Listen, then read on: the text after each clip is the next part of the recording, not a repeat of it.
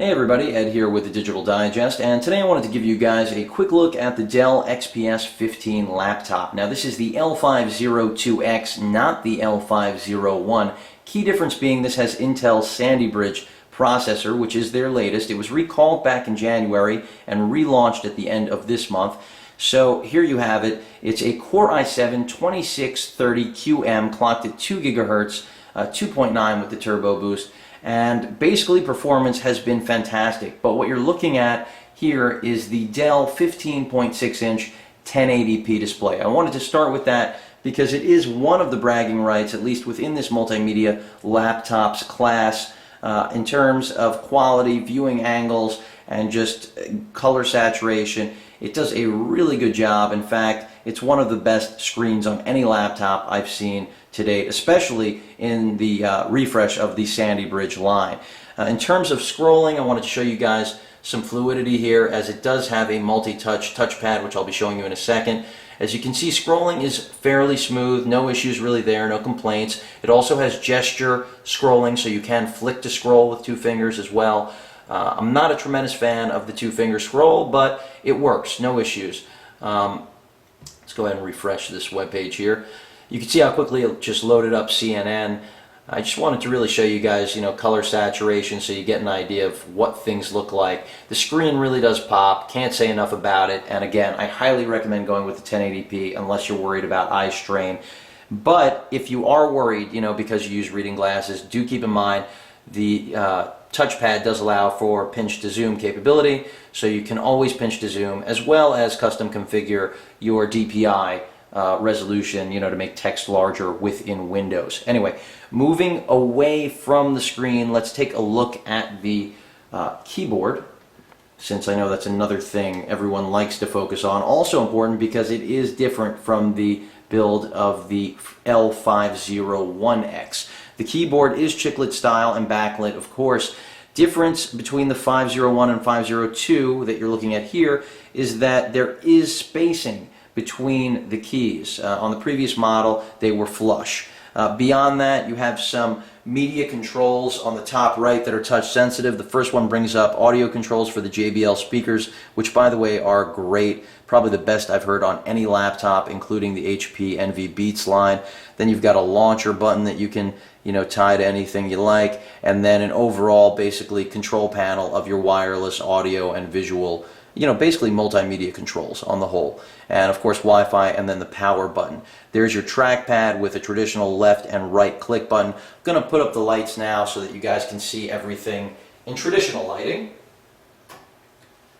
So there you have the keyboard now. As you can see, it's got an aluminum overlay here, which is actually really nice because on the previous line, at least on my Dell XPS 16, there was a high gloss piano black finish that was a fingerprint magnet. You will not have that problem here. Again, you can see the stereo speakers, which I can't say enough about. The subwoofer's great as well. And let me go ahead and show you guys, now that you've seen the entire keyboard and everything. Again, really large touchpad. You won't have a problem. No, fatigue really doing a two-finger scroll there. You won't find that you're looking for space. Here again is the screen with traditional lighting, just so that you guys can see what it looks like. Again, some scrolling. The screen is a high gloss finish, unfortunately. Wish they would have gone with a matte screen, but that's a really small gripe for what is a multimedia powerhouse on the whole. Let me move back to the keyboard because I'm going to show you guys the overall build now and wrap things up, because again, only had the laptop a couple of days and just wanted to give you guys a rundown. The top lid is again aluminum, even though the entire body, the bottom, is plastic, which is a change also in their quality of build, but it still feels really solid. I'm going to get to that in a second. As you can see, there is a lip here at the top of the machine. I'm panning up slightly to show you guys. This lip, a lot of people are kind of curious what it is. Essentially, there is a ridge here, which is where, when the LCD opens up, it essentially aligns itself. And basically, it's like a slate sitting atop a keyboard, which is a very industrial design. I like it. Nothing wrong with it. This XPS line could have been very design oriented. They went for a more simple an industrial approach. Some will like it, some won't. I don't really have any complaints. I think it's definitely, overall, I like the lines and the fact that it's simple. LED indicators, as you can see, they've put here for both battery and hard drive. Some people aren't going to like the fact that they can't see them. To me, it's not a big deal. And then, of course, as you can see, on the right side, we've got the XPS logo that's blinking because the machine is hibernating. Let me show you guys the actual laptop. As you can see on the front here, we've got our multimedia card reader.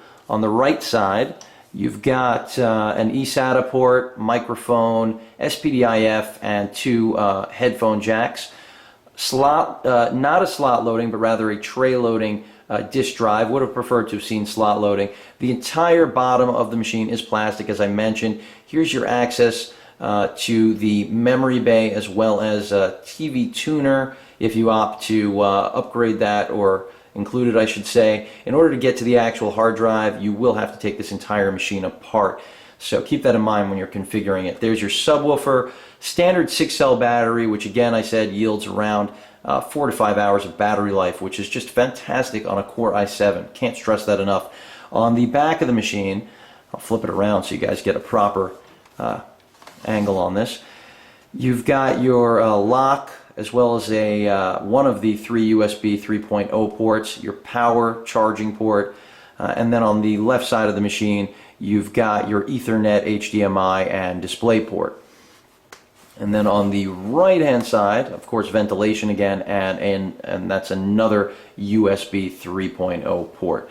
So that basically is a quick rundown of what the hardware is like, or rather build, I should say. In terms of the actual hardware for this laptop itself, I already told you guys the CPU I went with. The balance of the spec sheet pretty much reads as 6 gigs of RAM, 640 gig, 7200 RPM hard drive. Graphics options for this line, unfortunately, are not that extensive. You're limited to the GeForce Nvidia line of, I think they have the 525 and the 540 as the top of the line right now. Correct me if I'm wrong.